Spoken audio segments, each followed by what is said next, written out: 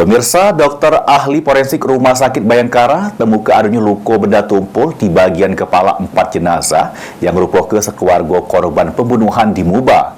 Sesudah otopsi, jenazah keempat korban digawa keluarga untuk dimakamkan.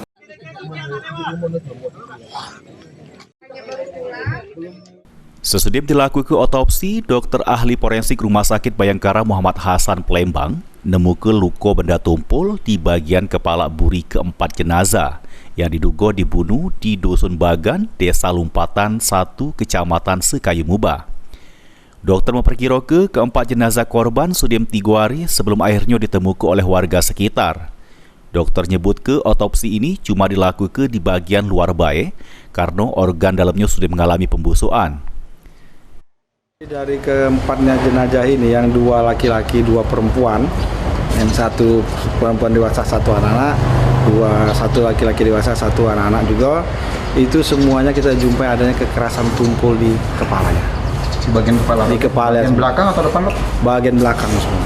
Bagian belakang. Iya. Terus untuk yang anak kecil perempuan mungkin ada kekerasan seksual atau? Enggak ada, anak-anak itu enggak ada. Kekerasan seksual yang ada. Untuk luka benda tajam, Dok? Belum benda tajam sama sekali tidak ada. Dia hanya tumpul itulah ya.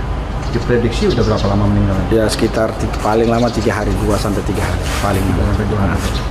Untuk organ dalam mungkin ada yang? Organ dalam tidak ada, semua sudah melalui proses pembusukan lanjut. Jadi nggak bisa kita apa-apa.